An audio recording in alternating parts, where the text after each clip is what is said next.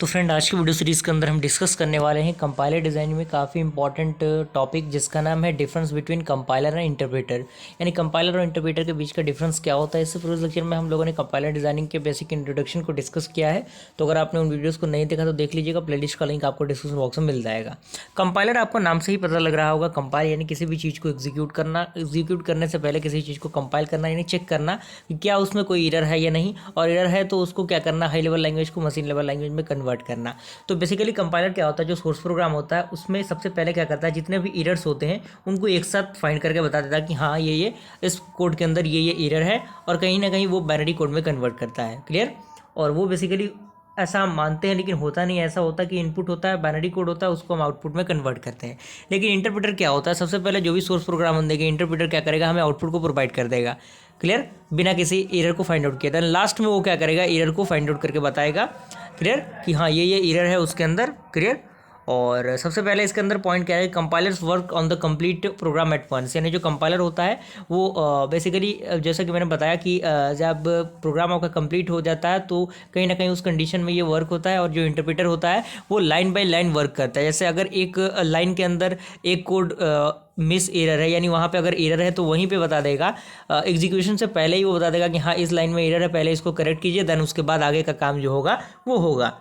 And अगला point कह रहा है कि takes the entire program as input. यानी ये क्या करता है, जो आपका कंपाइलर होता है वो प्रत्येक प्रोग्राम को एज ए इनपुट लेता है, और जो आपका इंटरप्रेटर होता है it takes one statement at a time as input. यानी ये क्या करता है, एक स्टेटमेंट को एक ही समय पे एक इनपुट की तरह मतलब कैरी करके रखता है, यानी एक इनपुट की तरह वर्क करता है। अगला पॉइंट कह रहा है कि compiler generate intermediate code called as the object code of the machine code. यानी जो कंपाइलर होता है वो इंटरमीडिएट कोड को जनरेट करता है, जिसे हम लोग ऑब्जेक्ट कोड या मशीन कोड कहते हैं। और जो इंटरप्रेटर होता है वो किसी भी मतलब ऑब्जेक्ट कोड को जनरेट नहीं करता। क्लियर। अगला पॉइंट कह रहा है कि errors are display after entire program is check. यानी जब आपका प्रोग्राम चेक हो जाता है उसके बाद जो आपका एरर है वो डिस्प्ले होता है कंपाइलर के अंदर। लेकिन इंटरप्रेटर में क्या होता है, error is reported as soon as first error is encounter. यानी जैसे ही अगर पहला एरर आ गया तो उसी कंडीशन में बता देगा कि हाँ इस प्रोग्राम के अंदर इस लाइन में आपको एरर मिला है, पहले आप इस एरर को कंप्लीट कीजिए, इस एरर को चेक कीजिए, करेक्ट कीजिए, देन उसके बाद आगे के लाइन में आप मूव करिएगा।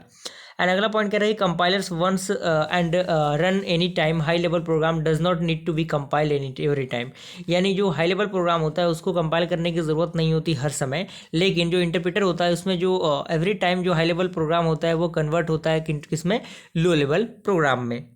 एंड अगला पॉइंट कह रहा है कि compiler does not allow a program to run until it is completely error free. यानी जो कंपाइलर होता है वो बेसिकली ऐसा नहीं कि एरर फ्री रहता है उस कंडीशन में, और इंटरप्रेटर जो होता है वो रन करता है प्रोग्राम को from its first line and stop execution only if it is encountered error. यानी जब इंटरप्रेटर क्या होता है, जो प्रोग्राम को रन करता है तो कहीं ना कहीं फर्स्ट लाइन से लेकर लास्ट लाइन तक सारे लाइन्स को बारी बारी से एग्जीक्यूट करता है, देखता है कि हाँ किस तरीके की चीज़ें उसमें एरर है या नहीं, अगर है तो उसको करेक्ट करने का जो स्टेटमेंट है वो प्रोवाइड करता है। लेकिन कंपाइलर में ऐसा नहीं होता।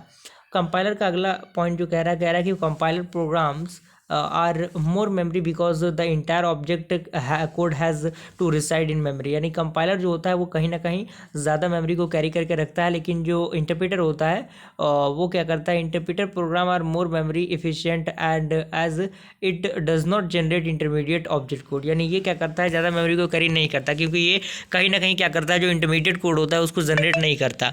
अगला पॉइंट कह रहा है कि compiler execute conditional statement faster than interpreter. यानी जो कंपाइलर होता है वो एग्जीक्यूट करता है कंडीशनल स्टेटमेंट को fastest as compare to the interpreter, लेकिन जो इंटरप्रेटर होता है वो एग्जीक्यूट करता है कंडीशनल स्टेटमेंट को at a much slower speed than the compiler. Clear. यहाँ तक पूरा प्रोसेस आपको समझ में आ गया होगा। मिलता है अगले वीडियो में फ्रेंड्स, तब तक के लिए थैंक यू।